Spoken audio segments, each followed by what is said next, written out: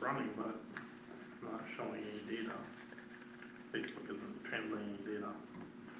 Shall we assume that's not coming back and probably an issue with Facebook servers or something? Yeah, because it's not, we're sending a stream and it's not actually picking it up. Like they're not accepting it. Okay. Well, the show must go on. So, as I was saying, I recommend that we approve the Eagle consent order as presented. So moved. Second. Roll call. Hewitt, Yes. Schoenberg, Yes. Stanfield, Yes. Walter, Yes. Schulte. Yes. All right. Thank you very much. That brings us to item number 5. I believe our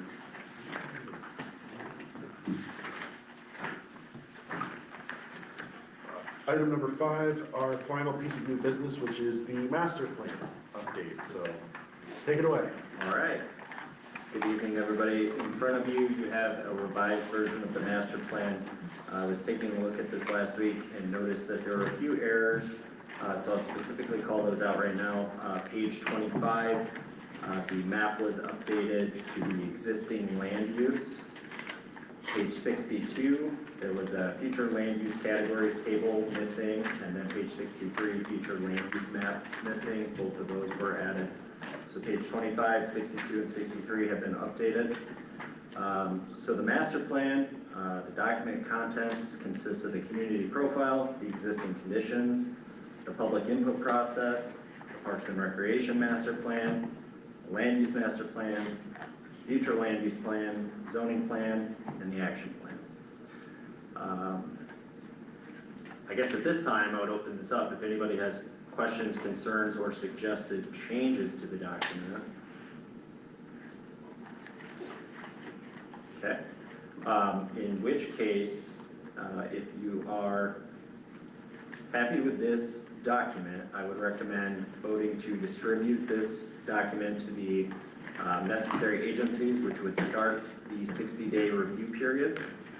The 63-day review period would end on December 29th. At that time, prior to, we would have at the December 9th meeting, it would be necessary to motion to hold a public hearing at the first January meeting, so January 13th of 26. At that time, you'll have the public hearing. You can move to adopt the document, and then we will have until February 1st of 2026 to submit this document to the DNR, which would suffice as your Parks and Recreation master plan, meeting the criteria for all eligibility in regards to the DNR grant funding opportunities.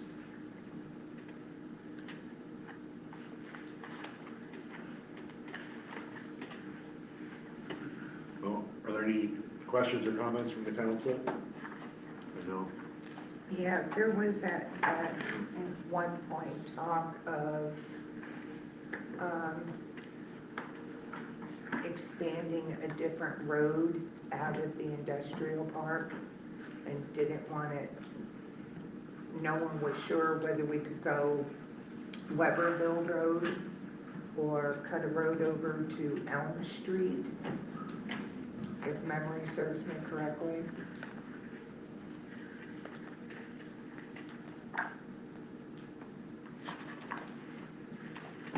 The Webberville, we were gonna have to talk to the railroad. I thought that was in the initial plan review before you came on board here, but I'm pretty sure the council agreed to take that out. I hope so. Yeah.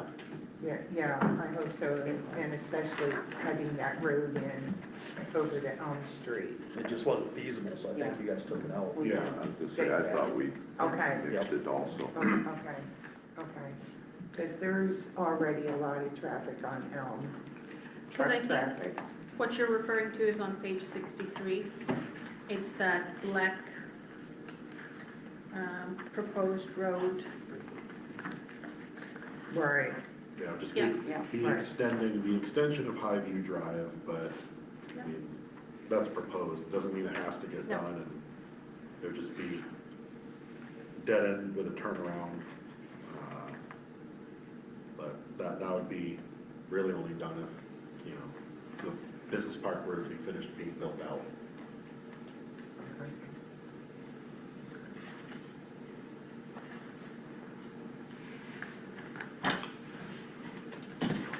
Any other questions or comments before we look at approving this? Okay, so I recommend that we approve the master plan as presented to go out for distribution. So moved. Second? Okay, we'll do a roll call. McEwen, Yes. Schoenberg, Yes. Stanfield, Yes. Walters, No, Schulte. Yes. Okay, that brings us to the end of new business, so we will move into our second public comment section at 6:34. John Leonard again. This is in concern to the development of the truck stop. Something that I'm concerned with is, number one, if you look at police reports, at least that I've been, had availability to get in the past, is a lot of responses are generated from trailer parks and truck stops. We have a lot of them in this village. If you check the police reports, you check with Ingham County. Second of all, is a concern with traffic out there. We all know that there's a problem with traffic. This is going to increase traffic from M52 to the expressway. It's a nightmare right now. That's a concern. How is this going to be resolved is another question. Number three is, when you say that the agreement is going to entail a 1 mil for 50 years, what would that cost amount to over the course of this agreement? I would be curious to see what that is, and I would like a response on that as soon as possible, if it's possible, and I would appreciate that. My last concern is, the township owns that property right now. It's not in the township, thus the 425 agreement. 425 agreement is going to say, we will develop this property. We will bring it into the town, we will bring it into the village. We will supply water and sewer, which the township cannot do, thus a 425 agreement. So if we supply water and sewer and we have law enforcement and all the issues that are going to arise from this development of a truck stop, the township is taxing this property right now as a township property.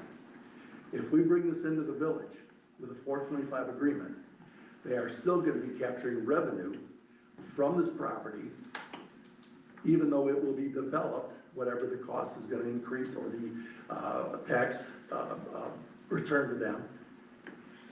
1 mil over 50 years. I've been involved in 425 agreements with the village. What is the township going to benefit from this? More than, they're still gonna get property tax benefits through the development. That isn't gonna change, it'll probably increase. Why would we enter into an agreement with the township to do something that's gonna cost the village 1 mil for 50 years? It's a development that they can't do because they don't have the resources. We do. We hold the cards for this. We should be getting with the township saying, in my opinion, 1 mil over 50 years, it's a lot of money to the taxpayers. This is a development that we are going to be taking responsibility for in a lot of ways. And I would just be concerned that the council, you need to be aware of what this agreement would entail. Yes, Ollie developed 1 mil, 50 years. I wasn't involved in that. But look at what all these can contribute tax base to the village as compared to a truck stop. My concern is 1 mil, 50 years, and what is going to be developed out there and how that's going to affect the village. They're still getting a tax base or the tax revenue, and they will continue to be getting a tax base or revenue from the village even as the 425 agreement is developed. think about what you're doing. Thank you. Thank you. Any other public comment? I'm seeing none, so we will close public comment at 6:38. Comments from the president? You know, the big question that I heard is what is 1 mil cost? I mean, it's impossible to know until a taxable value is put on it. And Not a that's, rough idea. personally, that's not something that I'm well equipped or equipped well enough to render an appropriate estimation on. It's just not within my purview. My comment on that would be, it's not an additional tax burden to the taxpayers. I would much rather receive 12.3 mils than 0 mils. I mean, it's really that simple. At this point, I have no further comments, so we will move into comments from the council. Couldn't we just annex that piece of property into them? Annex is a very, very dirty word. It's very, That's a five-letter word. annexations are usually very hostile. I mean, it's basically a hostile takeover of land. Okay, Rather than saying, hey, we're gonna work together on this, it's, this is ours, and I mean, it's, but we're supplying the water and the sewer. And the village is gonna be putting up with traffic, with I mean, everything else that's involved with that. if this truck, if a 425 agreement is not reached, there's a strong likelihood that this truck stop will be built regardless.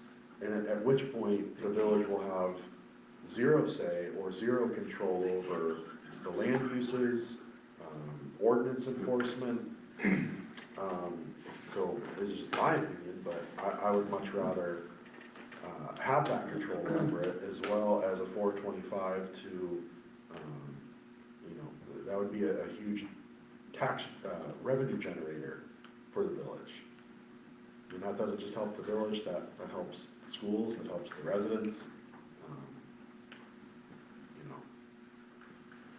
If I may, the village isn't supplying water or sewer. We have water and sewer there. They have to come to us. We aren't putting in any infrastructure. Yeah. We aren't supplying anything. They will become a paying customer. They will buy water from us and they will pay for wastewater treatment. We are not doing anything. Okay, So they have to come to us okay, but they're using our, as a paying customer. okay, So okay. that way nobody thinks that we are providing water or sewer infrastructure. We're not. Right.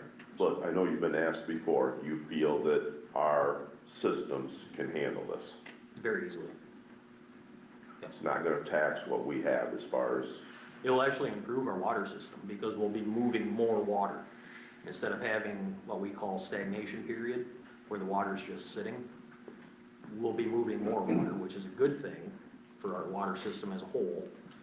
And then our lagoon system, I can discharge a whole lot of water in the spring and in the fall. So everybody's worried about truck wash. Most truck washes don't use a whole lot of water. They are very low volume, high pressure. They have a lot of recycling systems on them nowadays because they don't want to put that water in. is this truck stop proposing a wash too? Yeah. Isn't the other one trying to put a wash in also? Yep. Okay. So on that, washes are a low volume, high pressure thing, and we need to flow the water. So I have no concerns on our infrastructure side. Any other comments from the council? Johnny Gringos, Yes. red tag. He's not agreeing. He's not playing by the rules that were laid out in front of him. He's on a temporary occupancy. As far as I'm concerned, you can shut his door until he gets in the game. So, I know certainly by, I think the last deadline was October 1st, right? Correct. He I don't- didn't even start to show good faith till after the first. He didn't put a pole in the ground till after the first. Was that the timeline? I'm just trying to remember, 'cause If it wasn't after, it was 2 days before, but I seen the post go up, I'm trying to remember if it was before or after the first. And the fence is still not complete as of, I think, Friday, the last time I. today it's not complete, there's not a panel up. And I know Jim Wright's already been there a couple times. Yeah. And according to Jessica, he was gonna go back out this last Monday or Tuesday. Yes, pull it for that at the last. So he's already done what he's done without a permit. And he's not playing, but, I mean, we've given him, I don't know, we've given him more breaks than a little bit Sure. from his original agreement. Great.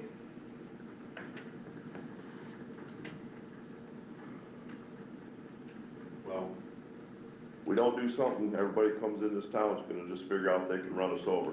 no, I definitely hear what you're saying, I'm just, procedurally, I mean, we're beyond our new business, so, I think the comments are appreciated. I will circle back with Jim, because I know he was in today, right?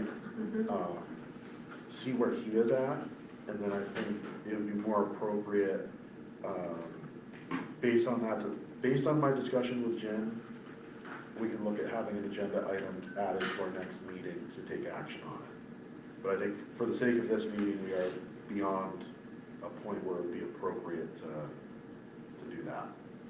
Right. Does that make sense? I understand there's legalities you have to follow, I get it. But I totally understand where you're coming from. Well, this gives them another 2 weeks to get finished, what was supposed to be finished on the first. Let's see. Any other comments before we adjourn? I'm seeing none, so is there a motion to adjourn? I will make a motion to adjourn at 6:45 PM. I second. Second, and all in favor, say aye. Aye. Aye. All opposed? Thank you all for coming. Right.